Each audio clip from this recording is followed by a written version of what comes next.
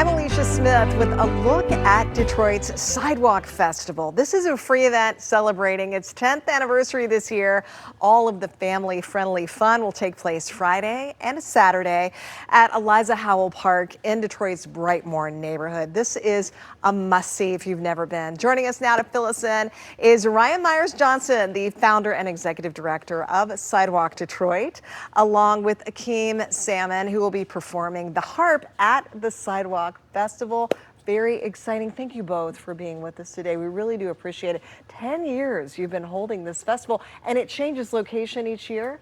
Yes, so we're celebrating the 10th anniversary of Sidewalk Festival and the 12th anniversary of our nonprofit organization, Sidewalk Detroit. So every 2 years we travel to a different location in Detroit, celebrating Detroit's neighborhood and culture. So each year the artists get a new challenge because we don't use traditional stages. Right. We make art specifically for the neighborhood and the place that we're in. So every year the artists are given a theme. This year we're in Eliza Howell Park, so we get to celebrate Detroit's lush history of green space, urbanism, beautiful parks, and just kind of our wild and Detroit hustles harder spirit. I love that. The Rouge River runs right through this park. It's really beautiful, yes. As you mentioned, lush. What is the theme this year for the artists? Our theme this year is wild, rhythm, resistance, story. So we gather with artists and we just have conversations about, what resonates with them, what's on their hearts, what's on their mind. And, we're living in some wild times, but we also recognize the privilege that we have in Detroit, being in such a green space, surrounded by the Great Lakes and our beautiful Detroit River and Rouge River. And so artists really wanted to understand the rhythms of our natural green spaces and kind of celebrate that this year in the park. This sounds like such a vibrant event that appeals to so many. And tell us a little bit about your performance, because you're going to be playing the harp. Yeah, no, most definitely. So the name for my performance is called Resonant Grounds. So I'm actually going to be performing with a DJ. And the exciting part about that is the history of techno and underground music in Detroit. But there's so many other genres, especially in context with the harp, where folks are so attuned to see what a harp should do or sound like, but especially to be able to be contextualized here, and allowing folks to also come and picnic around. The music does invite dance and so many things in terms of how do we think about rest. So for myself and everyone around it is to really sink into that moment of like, how are we being present? And we were just showing video of you performing on stage. And so often when you think of a harp, you think, the symphony, the orchestra, at a concert hall.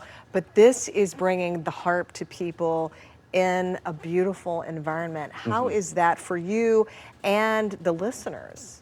Oh, it's amazing. I think it's almost spiritual even, because I even think about the legacy of my harp. So the harp I own now is over 60 years old. So I'm the third generation of harpist to own it. So it was originally owned by Harvey Griffin, who passed away in 2005. That harp got passed on to Patricia Terry Ross, who played with the Detroit Opera House for 40 years.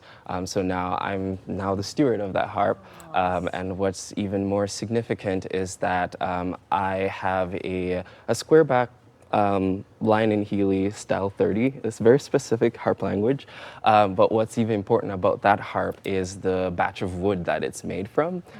So historically, harps have always been gold gilded, and it's always been like painted in like the conversation of Marie Antoinette, and all this kind of like opulence. But what's been exciting, especially in the context with Lion and Healy, is how do you make the harp more accessible? And this is a great way to do it. So for people who've never been, you are also unveiling something very special.